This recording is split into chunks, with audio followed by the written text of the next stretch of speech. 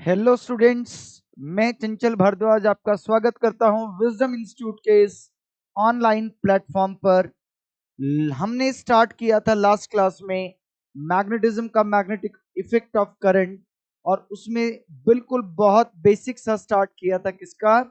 जो आपका बायट-सेवर्ट्स लॉ था, उसका बेसिक डेफिनेशन हमने कर ली थी। जो उसका बेसिक एक्सप्रेशन था वो हमने कर लिया था।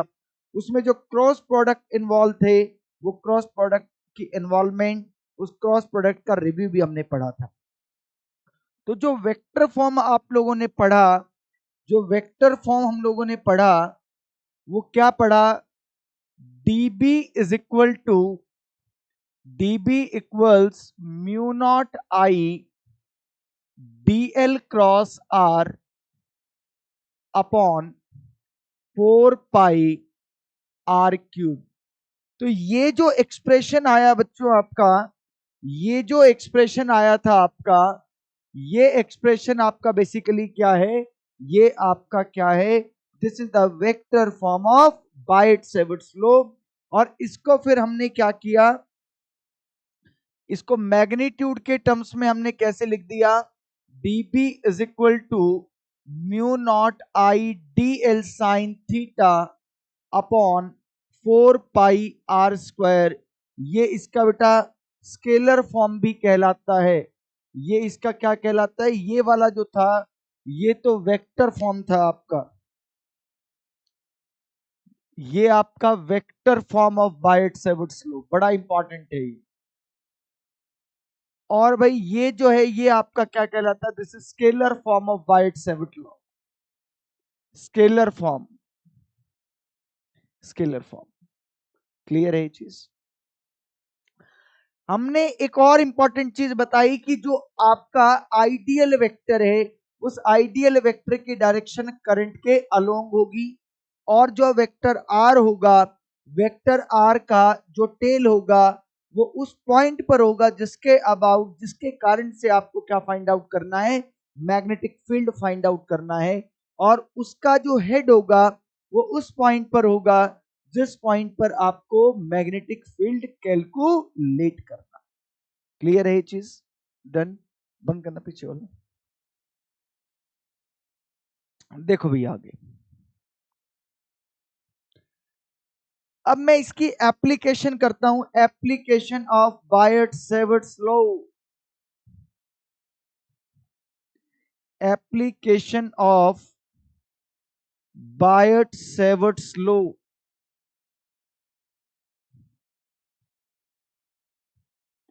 बायट-सेवर्ट्स लॉ की एप्लीकेशन बच्चों, तो बायट-सेवर्ट लॉ की जो सबसे पहला जो एप्लीकेशन में कर रहा हूं, वो कर रहा हूं magnetic field, magnetic field due to finite wire. और ऑब्वियस है, सारे के सारे करंट कैरिंग एलिमेंट्स हैं, सारे के सारे करंट कैरी करेंगे ही करेंगे। तो फाइनाइट वायर के केस में मैग्नेटिक फील्ड कितना आएगा वो आपको कैलकुलेट करना है। ये हम एम्पियर्स लॉ से भी करेंगे, लेकिन वो इनफाइनाइट वायर का करेंगे। अभी फाइनाइट वायर का बायट-सेवर्ट लॉ से ही किया जा सकता है। क्लियर है ये चीज? सो देखिए, हम क्या करते हैं बच्चों, लेटेस्ट से कि हम लोगों के पास ये एक वायर है, ये एक फाइनाइट वायर है, जिसमें जो करंट है, वो करंट मान लो कितना है? I करंट जा रहा है। मुझे जो मैग्नेटिक फील्ड फाइंड आउट करना, मैं कोई जर्नल पॉइंट ले रहा हूं, वो जर्नल पॉइंट P यहां पर है बच्चों। वो जो जर्नल पॉइंट है वो आपका यहां पर है। अब आपको इस पॉइंट पर मैग्नेटिक फील्ड फाइंड आउट करना है। आप कैसे करेंगे? आप इस पॉइंट P से इस वायर पर परपेंडिकुलर डालने, पहली बात। क्लियर हो गया?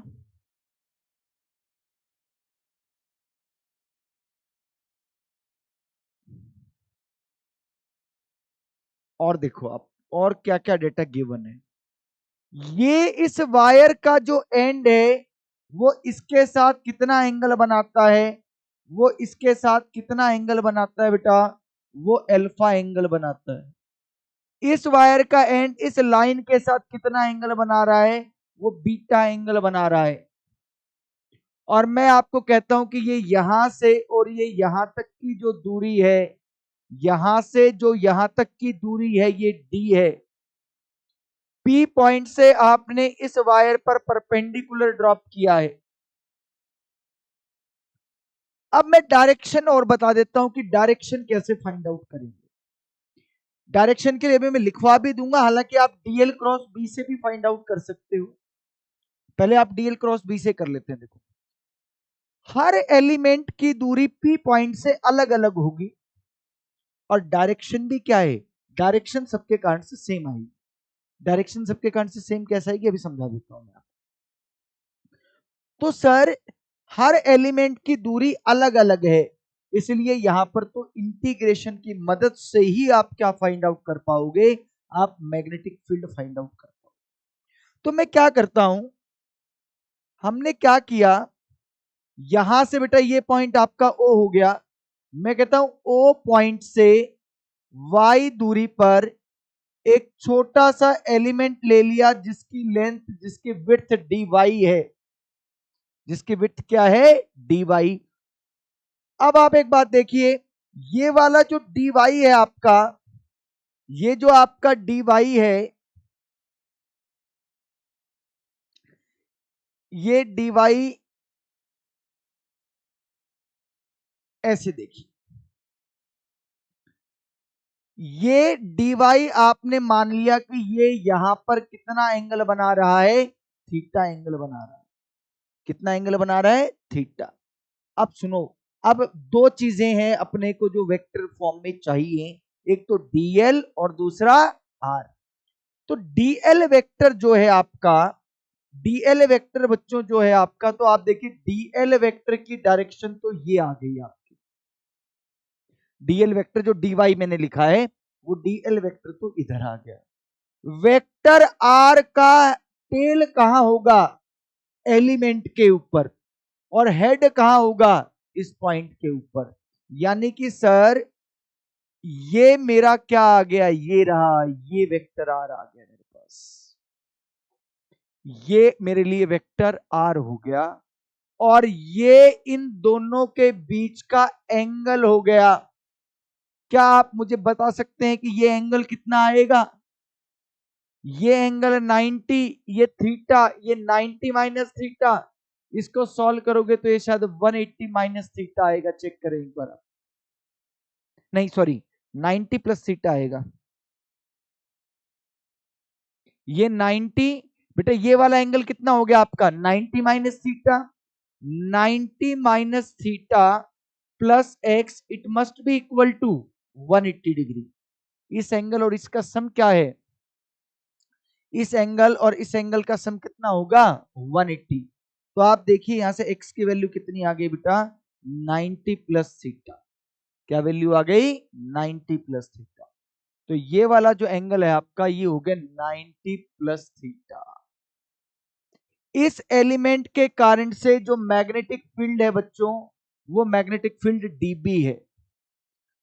DL cross r, dl cross r, and this magnetic field is going into the plane.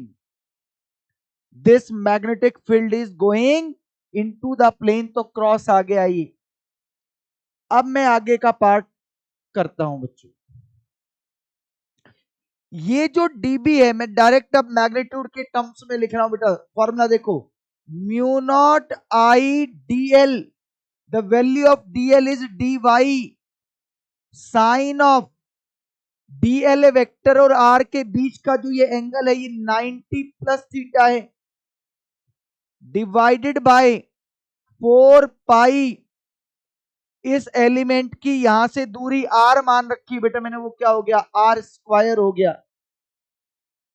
So DB is equal to mu naught I D Y sine 90 plus theta is what, cos theta upon 4 pi R square.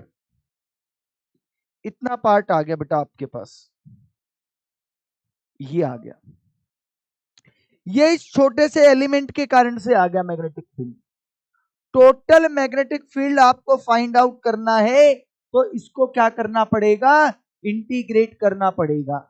Now there is a problem in integrating this. जब मैं इसको integrate करूंगा तो sir theta भी variable है, dy भी variable है और r भी वेरिएबल है, r स्क्वायर भी वेरिएबल है।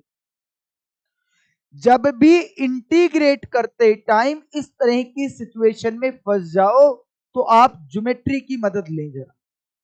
ये वाली जो आपकी ट्राइंगल है ना बच्चों, ये वाली जो ट्राइंगल है आपकी, ये वाली जो ट्राइंगल है, इस ट्राइंगल के अंदर आप एक बात बताओ मुझे, इस ट्राइंगल के अंदर कि अगर हमें कोई कहे कि टेन थीटा कितना होगा, तो टेन थीटा किसके बराबर होगा, परपेंडिकुलर अपॉन बेस, यानी कि y अपॉन डी। तो भाई y इज इक्वल टू कितना आ गया, डी टेंजेंट ऑफ थीटा। मुझे तो dy चाहिए होगा, मुझे क्या चाहिएगा, dy। तो भैया इसको डिफरेंशिएट करो, dy by d theta is equal to d as it is, tan theta का डिफरेंशिएशन क्या होगा, सीकेंट स्क्वायर थीटा। तो dy की वैल्यू प्यारे बच्चों आ गई है d secant square theta into d theta. ये तो dy की वैल्यू आ गई, यानी कि dy को तो हटा दिया और मैं चीजें थीटा की फॉर्म में ले आया, लेकिन अभी r और पंगा करेगा मेरे लिए। इस r को और हटाओ जरा, r को कैसे हटाया जा सकता है बताओ आप, साइन थीटा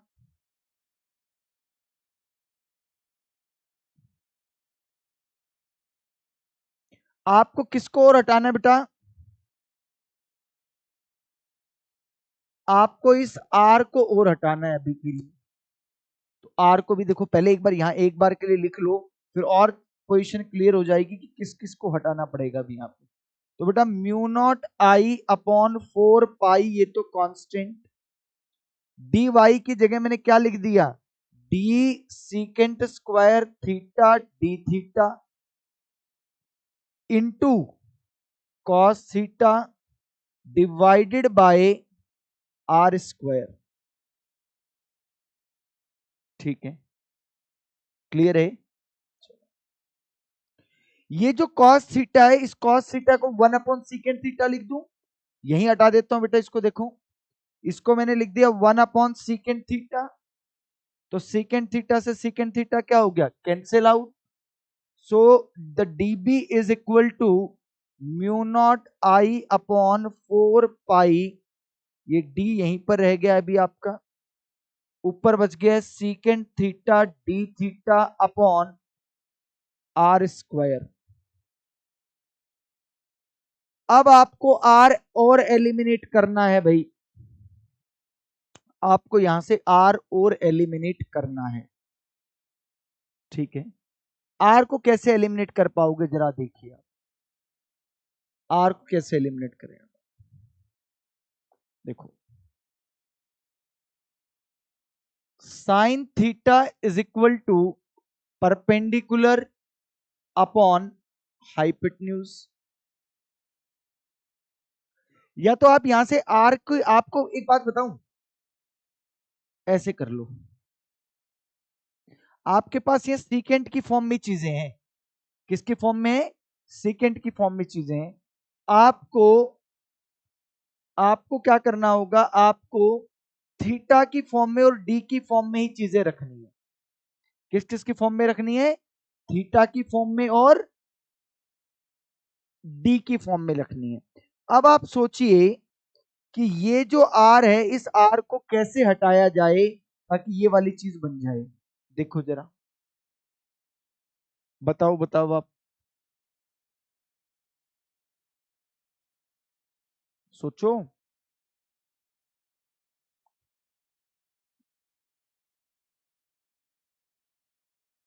आप कुछ, आपको बेटा देखो, आपको ऐसा कुछ सोचना है जिससे कि आप आर को भी एलिमिनेट कर दें, चीजें थीटा की फॉर्म में भी आ जाएं आपके पास।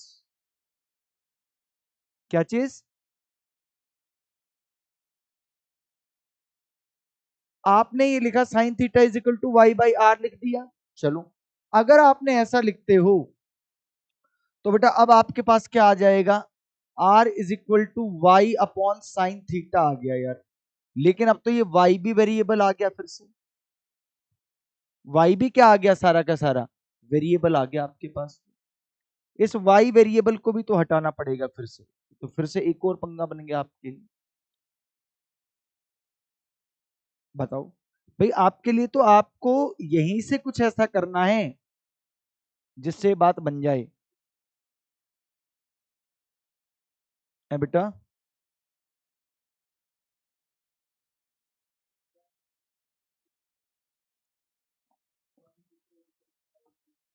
Ten theta is equal to, देखो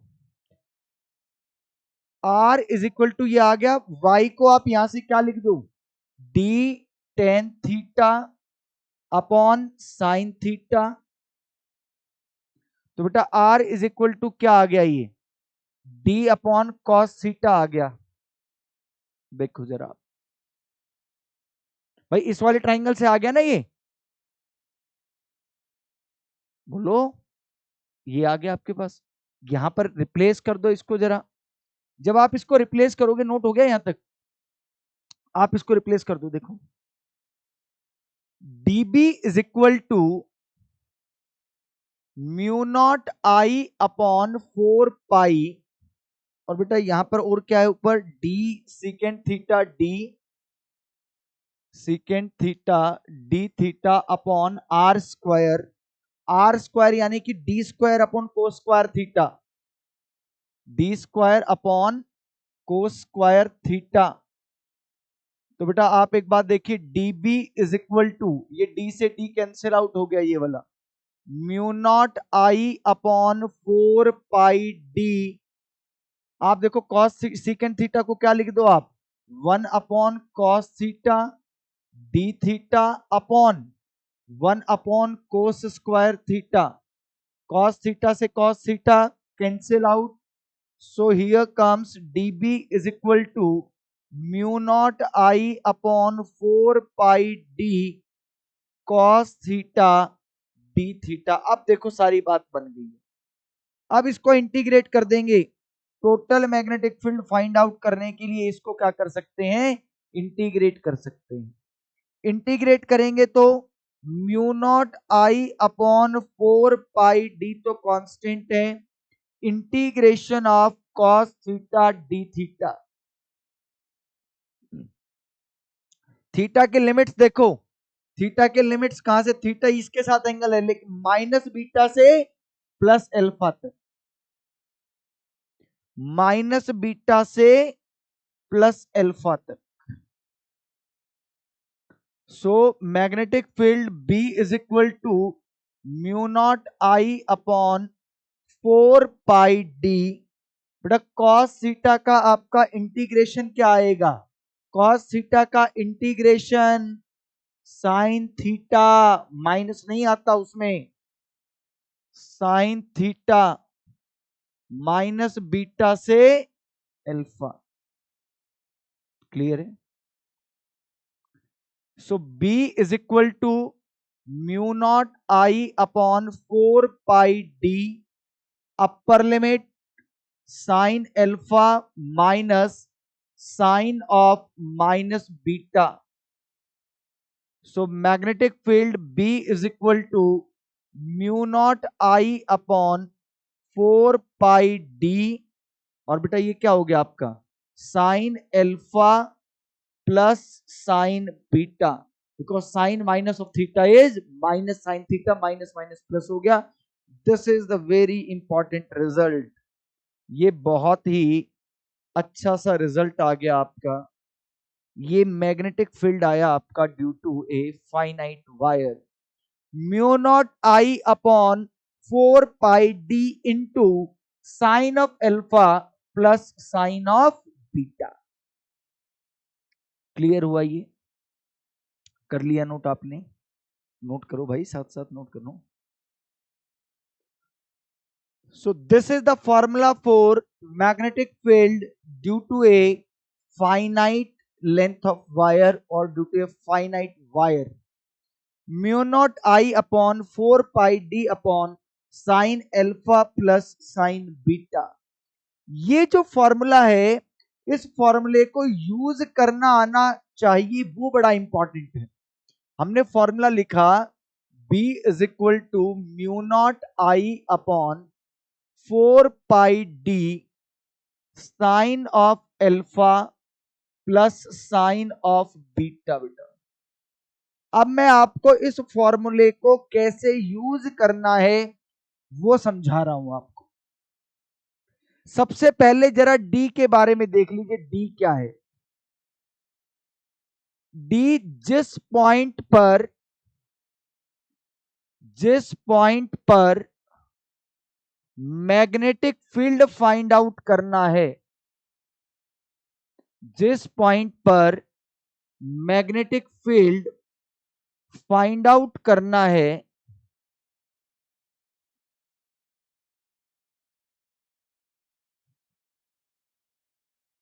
उस पॉइंट से वायर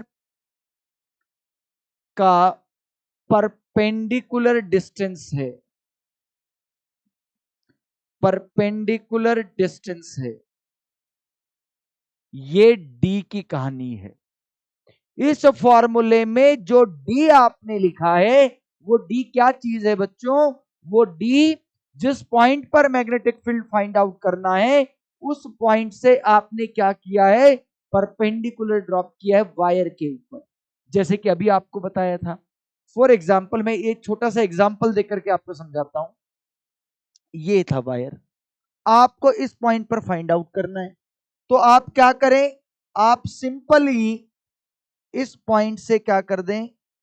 परपेंडिकुलर ड्रॉप कर दें यार। आप ये जो दूरी है ये आपके लिए डी का काम करेगी। लेकिन अब ये वायर है और पॉइंट है ये, पॉइंट है ये, यहां ये पॉइंट पी था। इस केस में डी कौन सा होगा?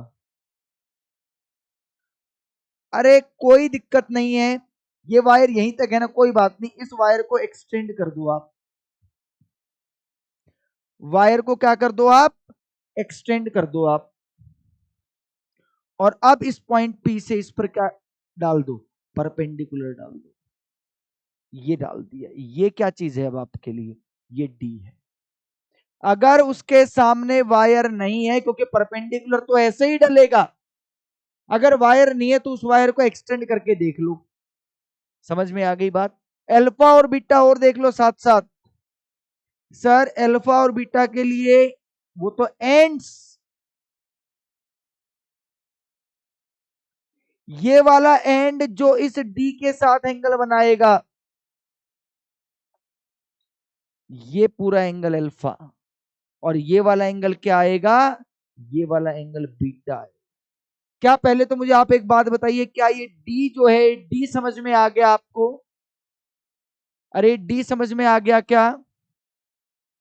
डी कैसे करना है? जिस पॉइंट पर मैग्नेटिक फील्ड फाइंड आउट करना है, उस पॉइंट से आपको क्या करना है? परपेंडिकुलर ड्रॉप करना है। वहां सामने अगर वायर नहीं है बच्चों, तो वहां पर आप उसको क्या कर लेंगे? एक्सटेंड कर लेंगे, बट परपेंडिकुलर ऐसे ही डालेंगे। समझ में आया? ठीक है।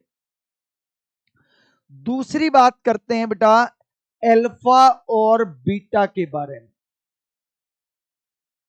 Alpha and beta, alpha and beta are the angles made by ends of the wire,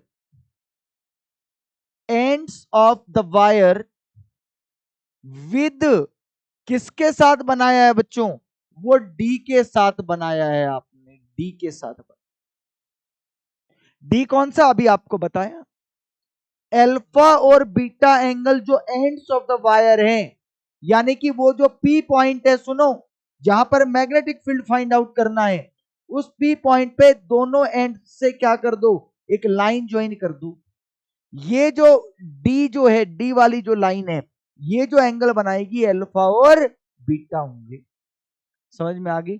अब और इंपॉर्टेंट बात, ये और ज्यादा इंपॉर्टेंट बात है जो अब मैं आपको बता रहा हूं।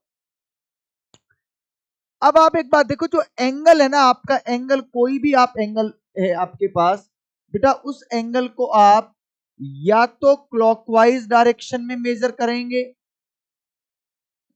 या तो बेटा आप उसको क्लॉकवाइज सेंस में मेजर कर पाएंगे, या आप उसको एंटी क्लॉकवाइज सेंस में मेजर कर पाएंगे। आइदर क्लॉकवाइज और एंटी क्लॉकवाइज। अगर if both alpha and beta are measured in the same sense,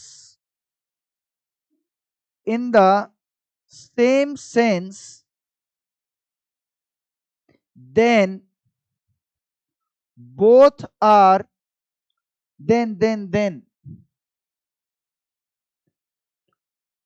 one of the angles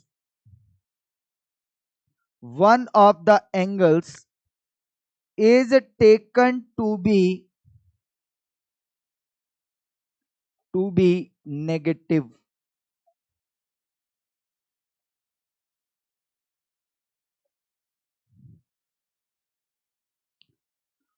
दोनों, या तो देखो बेटा इस केस में देखो, जैसे कि ये वाला जो केस था आपका, आपने बीटा मेजर किया, ये बीटा कौन सी डायरेक्शन में आया?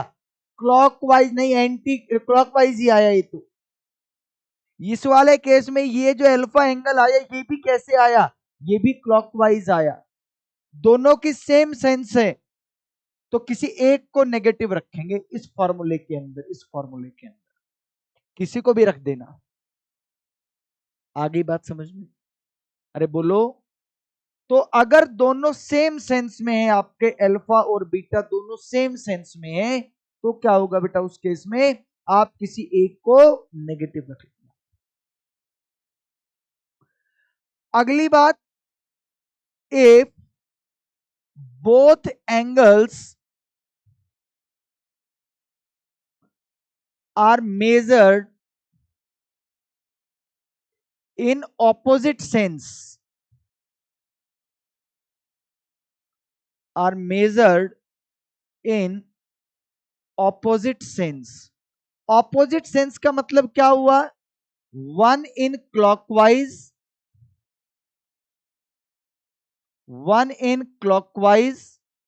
and other in anti clockwise। तो क्या होगा? both are taken to be positive। दोनों एंगल्स आपके पॉजिटिव रहेंगे,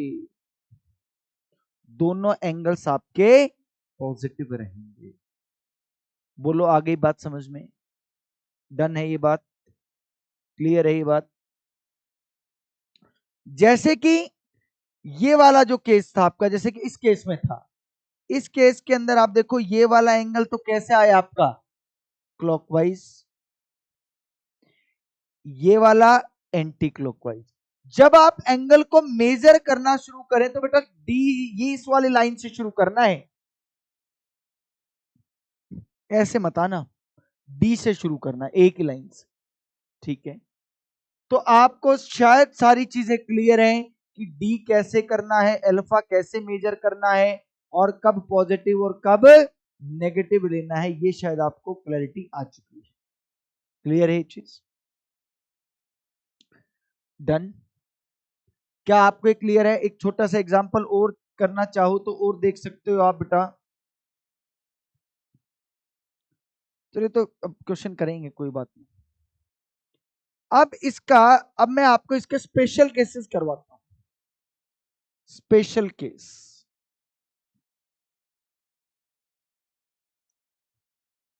तो एक तो बच्चों ये जो फाइनाइट का जो रिजल्ट आया है ये याद रखना है, इसको कैसे यूज करना है ये भी ध्यान रखना है आपको।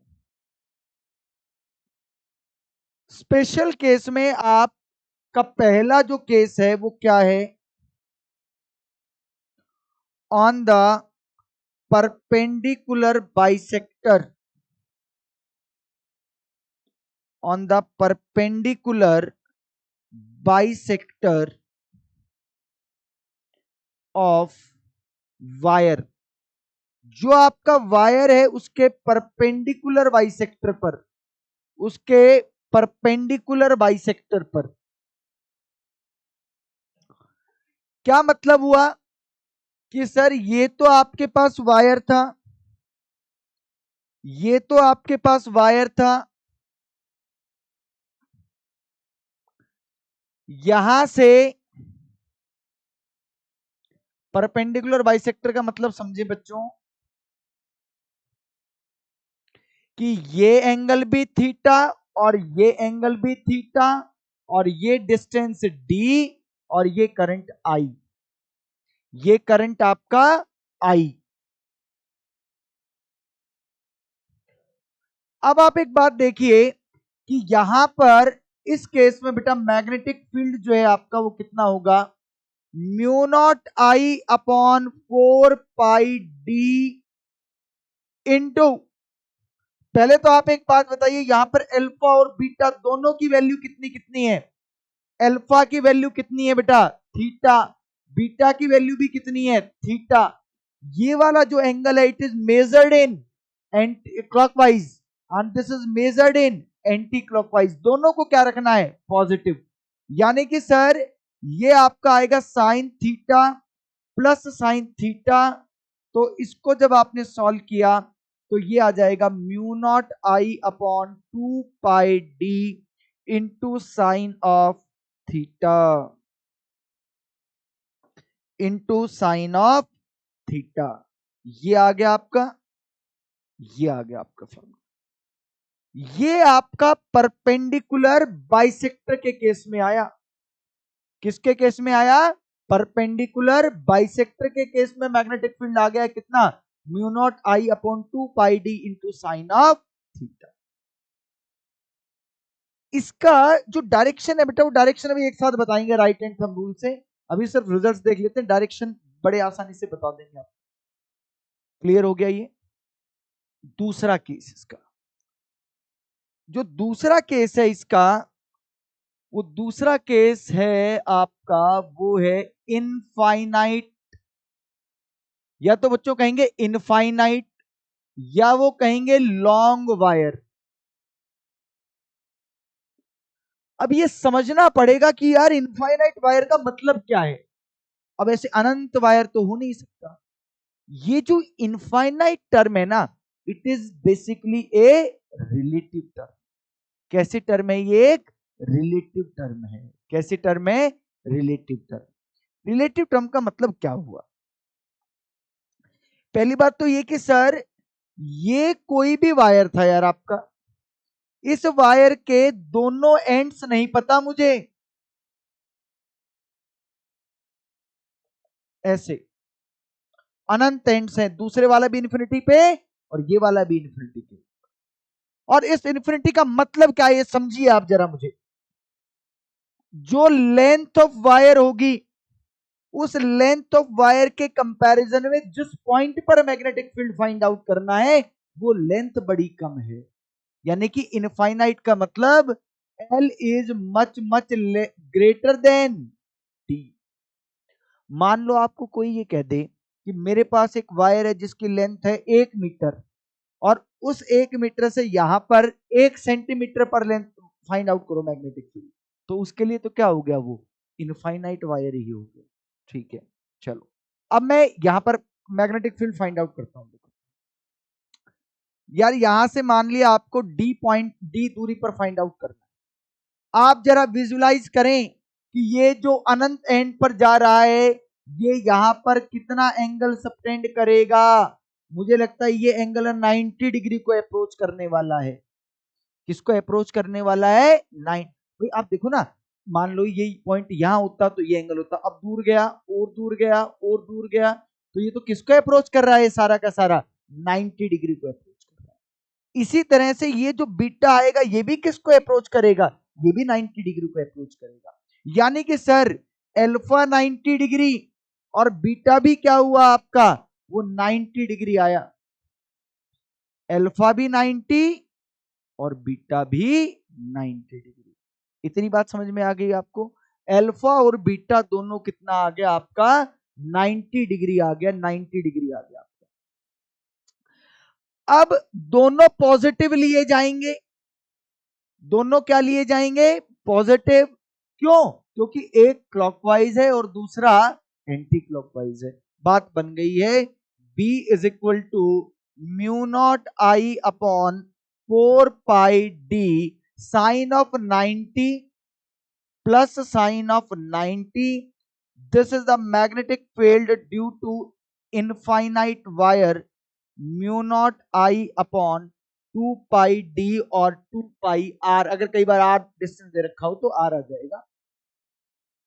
और मैं कह रहा हूं यहां पे डी से कंफ्यूज मत हो, अपन आर ही लिख लेते हैं इसको, क्योंकि सभी बुक्स में आपको ऐसा ही लिखा मिलेगा।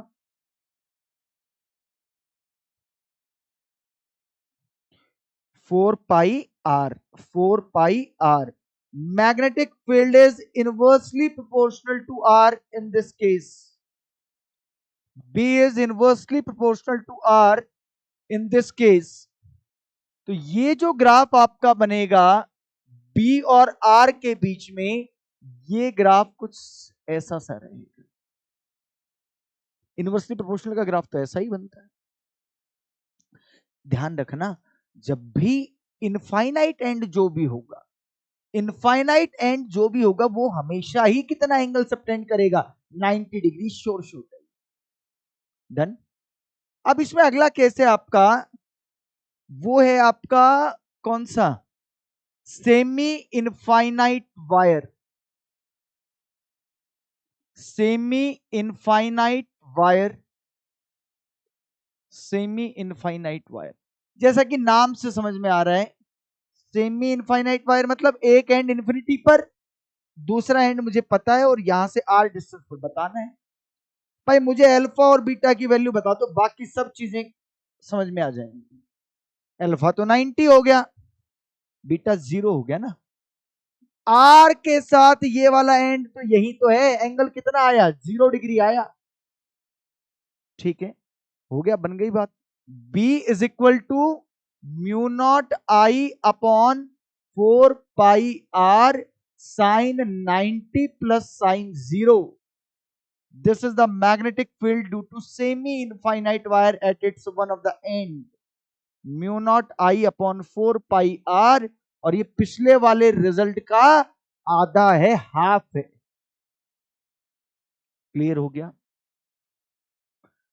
तो ये जो तीन रिजल्ट्स आज की क्लास में, एक तो रिजल्ट हमने डिराइव ही किया फाइनाइट वायर का, वो आपको रिजल्ट बहुत अच्छे से करना है, वो आपके बोर्ड के एग्जाम्स में भी आता है। लेकिन वो जो अप्रोच है, वो अप्रोच ज्यादा इंपॉर्टेंट है, वो इंटीग्रेशन वाली, क्योंकि उसके बेसिस पर जब बढ़िया क्वेश्चन, अच्छा क्वेश्चन, एडवांस लेवल का क्वेश्चन आएगा, वो हम कर पाएंगे बढ़िया। तो वो टेक्निक मुझे पता होनी चाहिए, वो इंटीग्रेशन कैसे करना है वो बहुत इंपॉर्टेंट है, वो टेक्निक दोबारा आएगी। ये रिजल्ट्स याद होने चाहिए, इस फॉर्मूले को कैसे यूज करना है वो बड़ा इंपॉर्टेंट है। नेक्स्ट क्लास में तो जो ये फाइनाइट वायर और जो इसकी एप्लीकेशन है वो करेंगे, उस पर क्वेश्चंस करेंगे। और इसके बाद हम करेंगे क्या, जो सर्कुलर रिंग और आर्क वाले जो केस है उनके कारण से और उनके कॉम्बिनेशन। बट उसके लिए आपको ये फॉर्मूला यूज करना और ये रिजल्ट्स बहुत अच्छे से आने चाहिए। Thank you.